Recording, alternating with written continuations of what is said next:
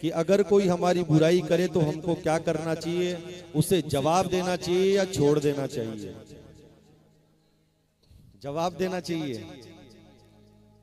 नहीं, मैं जो मानता हूं, शास्त्रों का मत कुछ और होगा, प्रत्येक व्यक्ति का मत कुछ और होगा, लेकिन जितना मैं मानता हूं उसे जवाब नहीं देना चाहिए। उसे जवाब देने वाला ठाकुर बैठा हुआ है।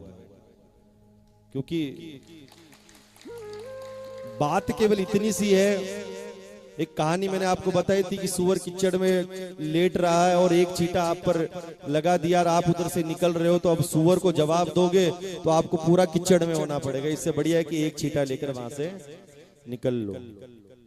हमको क्या करना चाहिए इस समय? अगर कोई अपनी बुराई करे तो जवाब तो नहीं देना चाहिए। ठाकुर को बोलना चाहिए कि ठाकुर तू जाने और तेरी लीला जाने, हम तो तेरे को जानते हैं, किसी को नहीं जानते हैं। और क्या करना चाहिए? घर में जाइए और रोज शाम को दीपक जलाते हो, 2 दीपक जलाना, एक नहीं 2 दीपक जलाना। अब ये भी विचित्र बात है कि कोई तो बुराई कर रहा है और 2 दीपक जलाने के लिए बोल रहे हो। 2 दीपक इसलिए जलाना चाहिए बंधुओं कि एक तो आप रोज घर पे जलाते हो, दूसरा उसके लिए जलाना चाहिए जिसने आपकी बुराई की। क्यों? बुराई कौन करता है? अगर कोई राजा है, कोई सिंहासन पर बैठा हुआ, कोई पैसे वाला व्यक्ति है, वो आपकी बुराई करेगा? नहीं ना, उसे क्या मतलब है? कौन करेगा?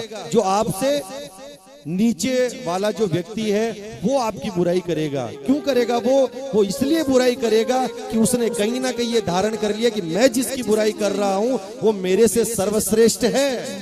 वरना आपकी बुराई क्यों करे? क्यों करेगा आपकी बुराई? क्या यही काम उसके पास बुराई करने का? लेकिन उसने मान लिया कि मैं जिसकी बुराई कर रहा हूं वो मेरे से ज्यादा सर्वश्रेष्ठ है। इसलिए जाकर आप घर पे 2 दीपक जलाइए और ठाकुर से निवेदन कीजिए कि किसी ने तो माना कि मैं उससे बड़ा हूं। तो अगर जवाब समझ में आए तो ठीक है, बाकी बहुत सारे लोग हैं, बहुत सारे मत होते हैं उनके कि क्या करना चाहिए और क्या नहीं करना चाहिए।